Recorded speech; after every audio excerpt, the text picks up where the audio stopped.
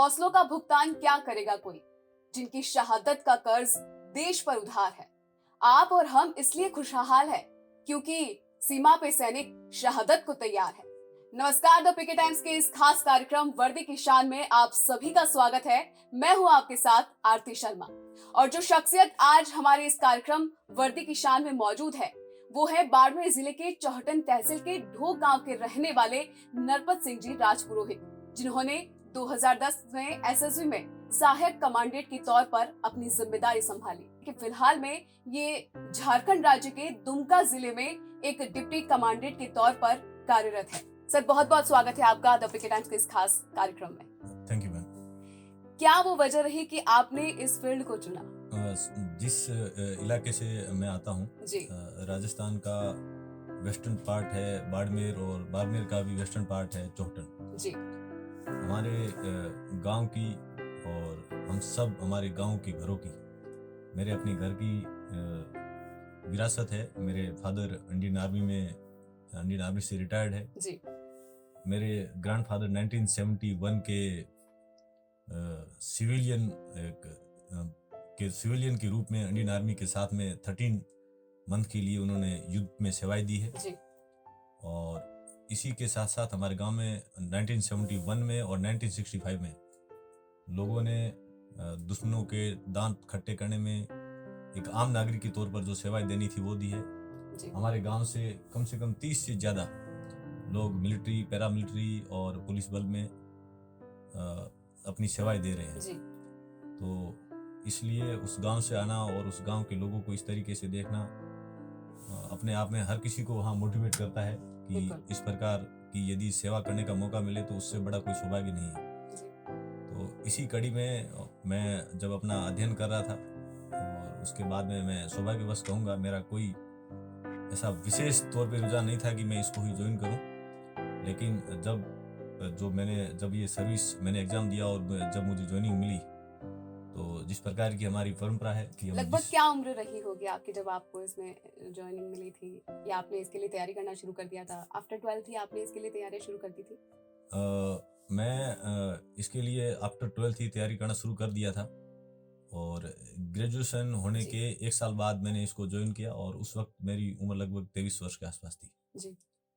और जब मैंने इसको ज्वाइन कर लिया तो उस वक्त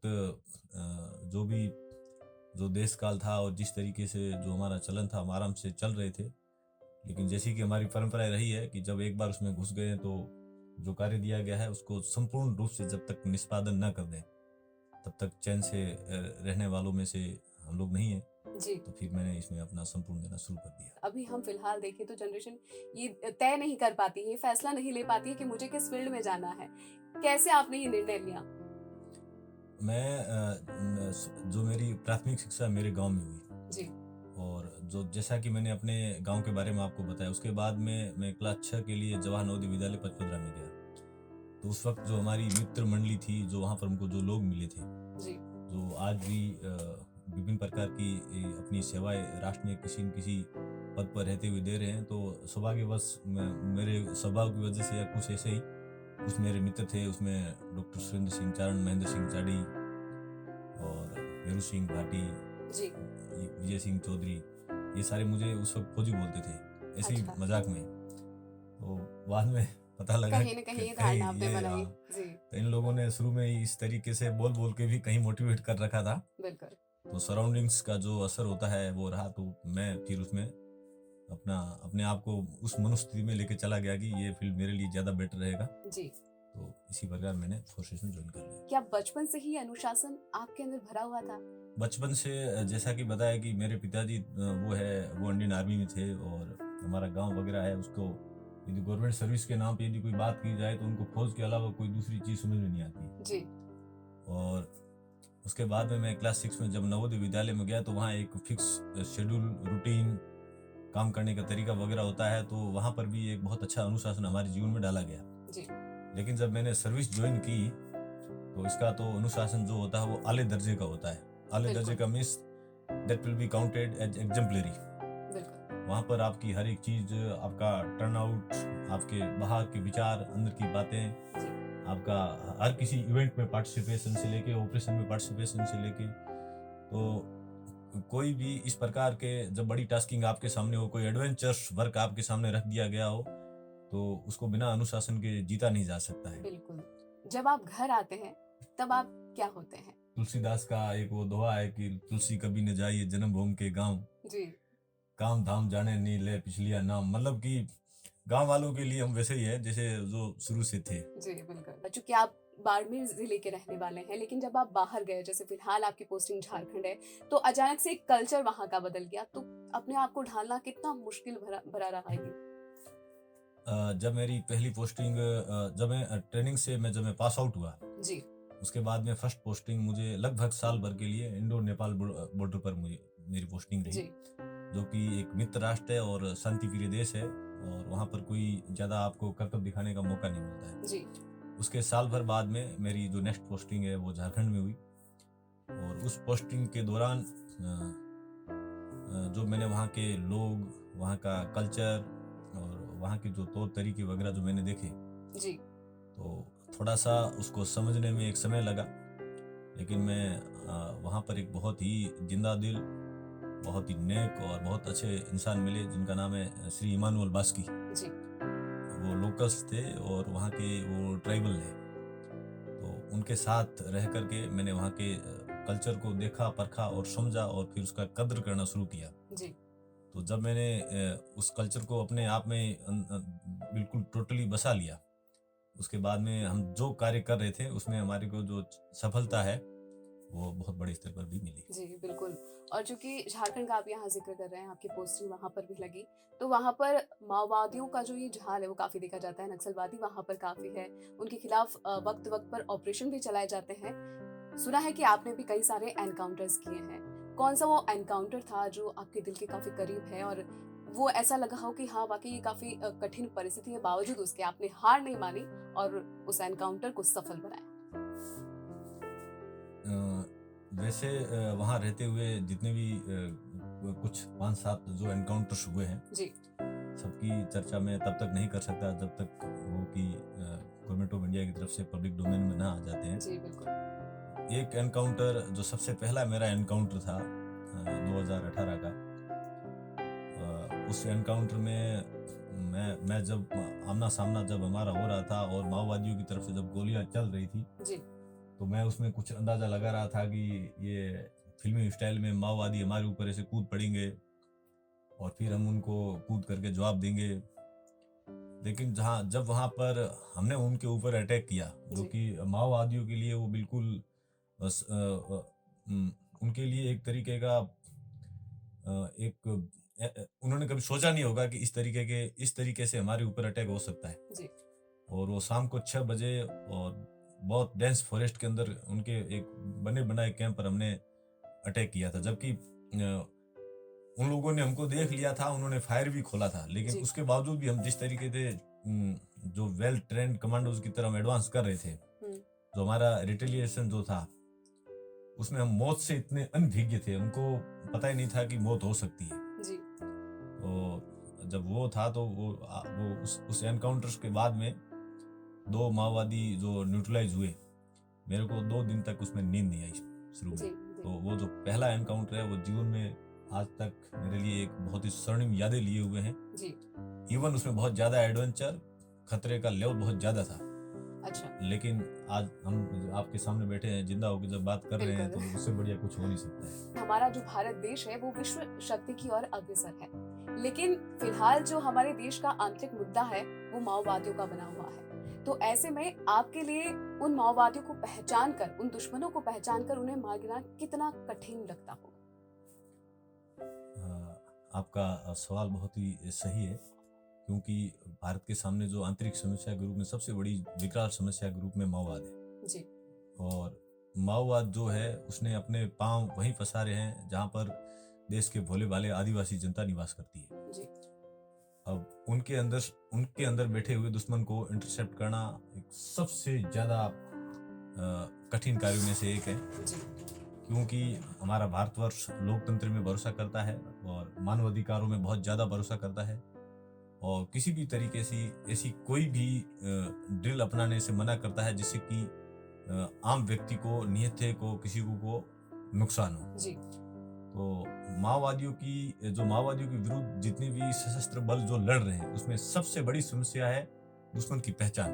जी तो ये मैं आपको 5-10 मिनट या आधे घंटे में भी नहीं समझा पाऊंगा। जो व्यक्ति वहाँ समय व्यतीत करता है और जो सही मायनों में वहाँ के लोगों के कल्चर को समझता है, लोगों को समझता है, लोगों के जो दिल जीतता है, जी उस व्यक्ति के पास ही एक बहुत फिल्टर और बहुत बढ़िया जो इन्फॉर्मेशन होती है वो उसके पास आती है।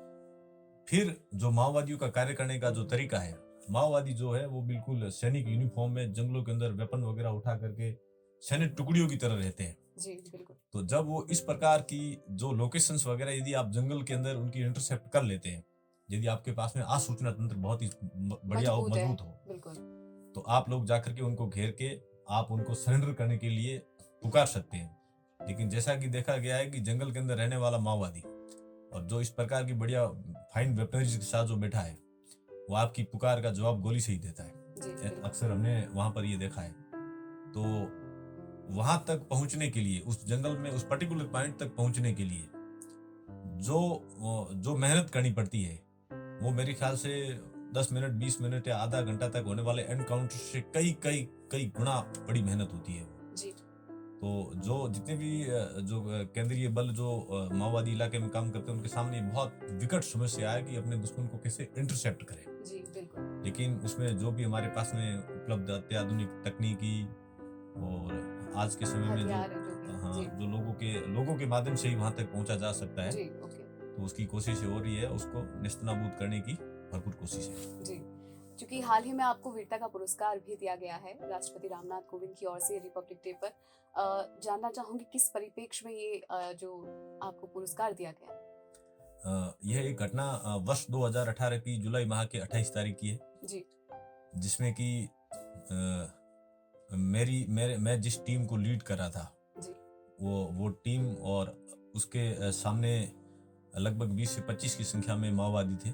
जी एक बहुत ही निकट भिड़ंत हुई थी।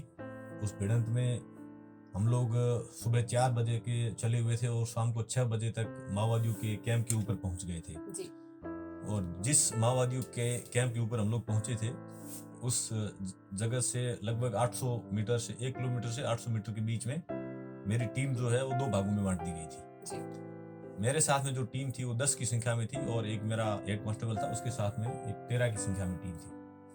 तो वो 2 भागों में बंटी हुई टीम जो थी, उसमें हमारी टीम से उस माओवादियों की भिड़ंत हो गई। माओवादियों का कैंप का जो सिक्योरिटी गार्ड जो संतरी के रूप में था, उसने हमारे ऊपर फायर डाल दिया। तो जैसा कि शुरू में मैंने आपको बताया था कि हम मौत से बिल्कुल अनभिज्ञ थे, क्योंकि ये पहला एनकाउंटर था। तो हम जी। लोग फिल्मी स्टाइल में उस गोलियों को नजरअंदाज करते हुए, फायर डालते हुए एडवांस करते चले गए। जी और उसमें जो हमारा जो एडवांस करने का तरीका, जो फुर्ती और जो कार्रवाई थी, उससे माओवादियों के वहां से पांव उखड़ गए। जी और वहां पर 2 माओवादी विद वेपनरीज, आर्म्स, एमुनेशन, बहुत सारा साजो सामान के साथ में उन दोनों को, उनके साथियों को, माओवादियों के जो साथी थे उनको वहीं छोड़कर भागने को मजबूर हुए। जी और इसी के उपलक्ष्य में, और गैलेंट्री मेडल का एक लंबा प्रोसेस होता है, उसको वेल टेस्टिफाई करके बाद में मिलता है।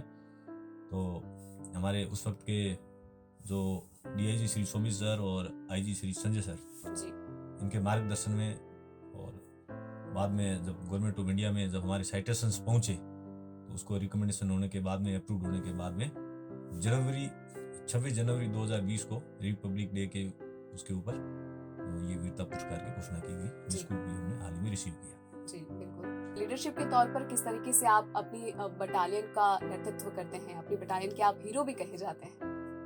हमारे यूनिट के बहुत सारे बहुत जाबाज लोग हैं उसमें। जी ऊपर से हमारा जो यूनिट का जो हेड है, कमांडेंट से लेकर के नीचे तक हर एक बहुत बहादुर सिपाही है। और लकीली उसमें किसी एक को यदि आगे करना हो तो यूनिट का भी मेरे ऊपर उनका मतलब, मैं प्यार ही कहूंगा कि वो मुझे बोल देते हैं कि इज द हीरो। यस अन्यथा मैं तो कहूंगा यूनिट का हर एक व्यक्ति वहां पर बिल्कुल अपने आप हीरो में है। हीरो है। बिल्कुल। आज के युवाओं को आप क्या संदेश देना चाहेंगे, ये भी मैं जानना चाहूंगी, ताकि जो भी आज विकी टाइम्स के दर्शक हैं वो देख रहे हैं आपको, उनमें एक जज्बा भरने के लिए, ताकि वो भी अपनी एक सही राह चुने, अपना जो लक्ष्य उन्होंने निर्धारित किया है उस पर चले, उसके लिए क्या संदेश देंगे। ऐसा है कि कोई भी राष्ट्र एक जब तक संपूर्ण विकास नहीं कर सकता जब तक कि उसकी सीमाएं सुरक्षित न हो, जी और वो आंतरिक रूप से संपूर्ण रूप से सुदृढ़ तभी हो सकता है जब उसके जो लोग हो अपने राष्ट्र से सही मायनों में दिल से प्रेम करें।